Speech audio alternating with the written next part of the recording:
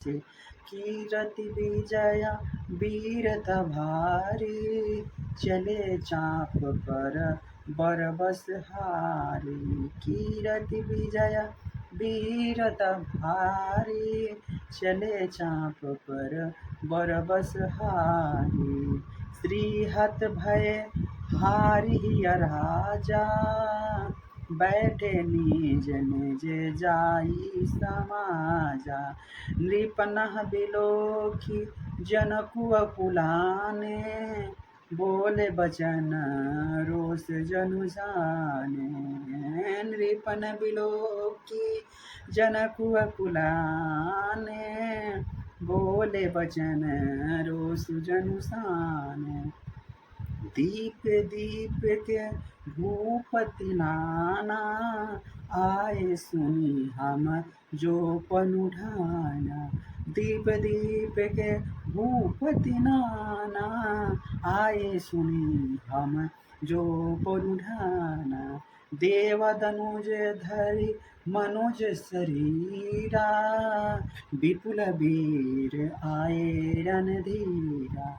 देव दनुज धरि मनुज शरीरा, विपुल वीर आए रणधीरा। जब राजा लोग लज्जा कर जाकर अपने उचित स्थान पर बैठ जाते, उसके बाद की जो कथा है उसमें हम देखते हैं कि तब 10,000 राजा एक ही बार धनुष को उठाने लगे। सारे राजा लोग जब लज्जा के मारे लज्जा से हार गए, तब जो राजाओं लोगों ने अपना एक ग्रुप बनाया और 10,000 लोगों ने मिलकर एक साथ उस धनुष को उठाने लगे। इसमें देखिए कि अगर 10,000 लोगों ने उस धनुष को उठा लेते तो उन सभी के साथ माता जानकी जी का विवाह करना पड़ता। इसलिए उसमें कहा गया तो भी वह उनके टाले नहीं टलता, शिव जी का वह धनुष कैसे नहीं टिकता था। जैसे कामी पुरुष के वचनों से सती का मन कभी चलायमान नहीं होता। अगर ये लोग उठाने गए, अगर उठा भी नहीं, वह देखा जा रहा है कि जो शिव जी का धनुष है, जितने लोग उस पर जोर लगा रहे हैं, उस धनुष का जो जोर था, उसका वजन था, वो और ज्यादा बढ़ते जा रहा था। वह धनुष उस पतिव्रता पत्नी के जैसा था, जो कि कितने भी कामी पुरुष उसको लोभात कर ले, लुभा लें, उसके बावजूद भी अगर पतिव्रता कोई स्त्री है तो उसका सतीत्व कभी डिगता नहीं, डगमगाता नहीं। उस तरह वह जो धनुष था वह भी नहीं डिग रहा था। सब राजा उपहास के योग हो गए, जैसे वैराग्य के बिना सन्यासी उपहास के योग हो जाता है। कृति बड़ी वीरता इन सबको वे धनुष के हाथों बरबस हार कर चले गए। राजा लोग हृदय में हार कर श्रीहीन हतप्रभ हो गए और अपने अपने समाज में जाकर बैठे।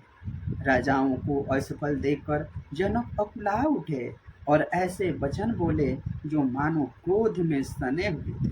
मैंने जो प्रण ठाना था उसे सुनकर दीप के अनेकों राजा आए, देवता और दैत्य भी मनुष्य का शरीर धारण करके आए तथा और भी बहुत से रणधीर वीर आए हैं।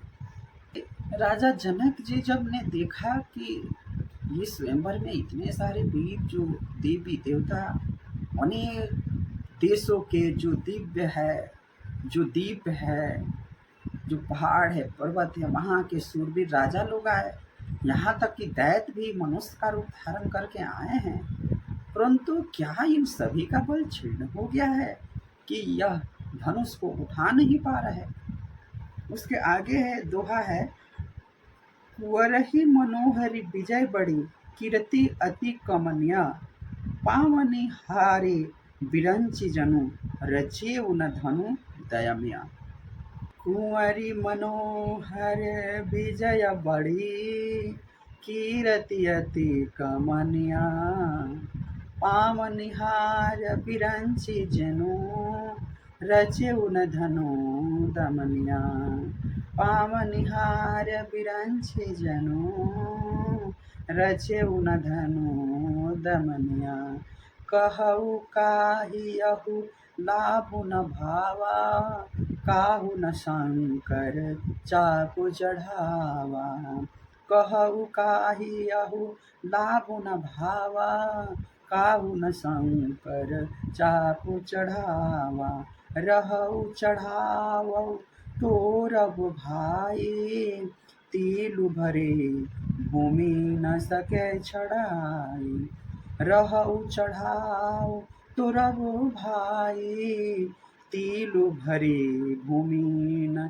सके छड़ाई अब जन को माखै भट मानी वीर विहीन महै मैं जानी अब जन को माखै भट मानी वीर विहीन मही मैं जानी तजहु आस निज निज गृह जाहू लिखा न विधि बेदेहि विवाहु सुकृति जाय जो पुनि परिहरऊ कुंवरहि कुआरी रहऊ का करऊ सुकृति जाय जो पुनि परिहरऊ कुंवरहि कुआरी रहऊ कर करऊ जो जनेऊ बिनु भट भुवि भाई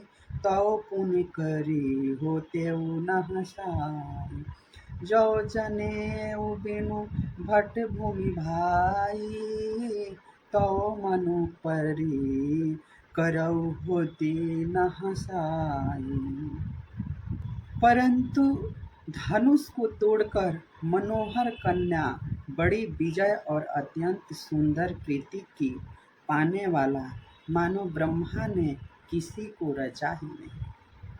कहिए यह लाभ किसको अच्छा नहीं लगता, परंतु किसी ने भी शंकर जी का धनुष नहीं चढ़ाया। अरे भाई, चढ़ाने की और तोड़ने की तो दूर की बात रही, कोई तिल भर भी भूमि को हिला नहीं सका, कोई तिल भर भी भूमि से इस धनुष को छुड़ा न सका। अब कोई वीरता का अभिमानी नाराज न हो। मैं जान लिया पृथ्वी वीरों से खाली हो गई है। अब आशा छोड़कर अपने अपने घर जाओ। ब्रह्मा ने सीता जी का विवाह लिखा ही नहीं है। यदि प्रण छोड़ता हूँ तो पुण्य जाता है, इसलिए क्या करूँ, कन्या कुंवारी ही रहे। यदि मैं जानता कि पृथ्वी वीरों से शून्य है तो यह प्रण करके मैं उपहास का पात्र न बनता। इस तरह जो राजा जनक जी थे, वो जनक जी ऐसी बातें करके बहुत ही दुखी और मायूस हो गए। इसके बाद की कथा है कि जो लक्ष्मण जी थे वो बहुत ही दिल मिलाए और बहुत को खरी खोटी सुनाई और भगवान श्री रामचंद्र जी का बड़ाई किया। इसी के साथ इस कथा को मैं यहीं पे विराम देता हूँ। अगली कथा मैं फिर यहीं से आगे बढ़ूँगा। आप सब भक्तों ने मुझे सुना, इसके लिए आप सभी को जय श्री कृष्णा, जय श्री सीताराम, हर हर महादेव।